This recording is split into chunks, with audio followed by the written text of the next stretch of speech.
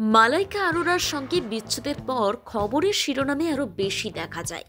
অর্জুন কাপুরের যখন মাত্র 10 বছর বয়স, সেই সময় তার বাবা মায়ের বিচ্ছেদ হয়ে যায়। শ্রীদেবীর সঙ্গে ওই সময় সম্পর্কে জড়ান বনি কাপুর। শ্রীদেবীর সঙ্গে বনি কাপুরের সম্পর্কের জেরে মোনা শৌরির সঙ্গে বলিউডের প্রযোজকের বিচ্ছেদ হয়ে যায়, যা অর্জুনের শিশু মনে প্রভাব ফেলে জোরদার।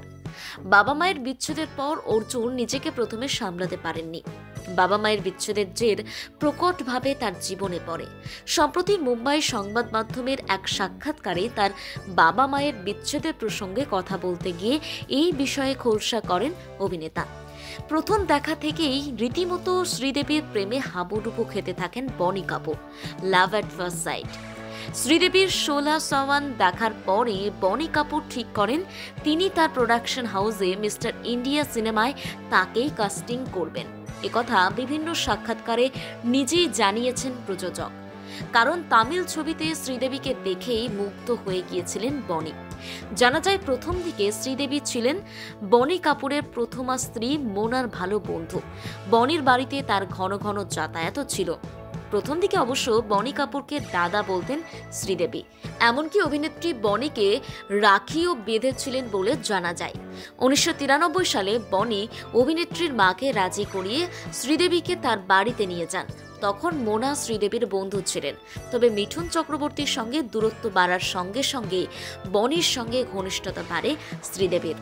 এ সময় শ্রীদেবীর মায়ের বড় অঙ্কের ঋণ পরিশোধ করে দেন বনি কাপুর, যে ঘটনার পর বনির প্রতি দুর্বল হয়ে পড়েন শ্রীদেবী।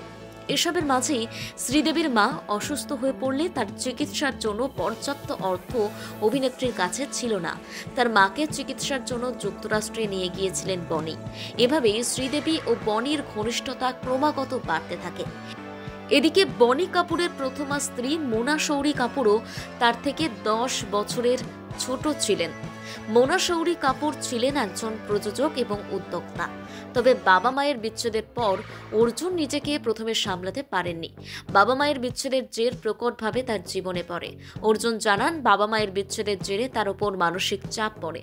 ফলে বাবা ছেলের যে সুসম্পর্ক তা কোনোদিনই বনি কাপুরের সঙ্গে তার গড়ে ওঠেনি বলেই জানান অর্জুন।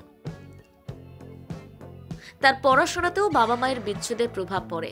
অর্জুন ছোট থেকে পড়াশোনায় ভালো ছিলেন বলে জানান। তবে বাবার ওই সিদ্ধান্ত তার মন ভেঙে দিয়েছিল। ফলে পড়াশোনাতেও তিনি নিজেকে গুছিয়ে নিতে পারেননি বলে জানান অভিনেতা।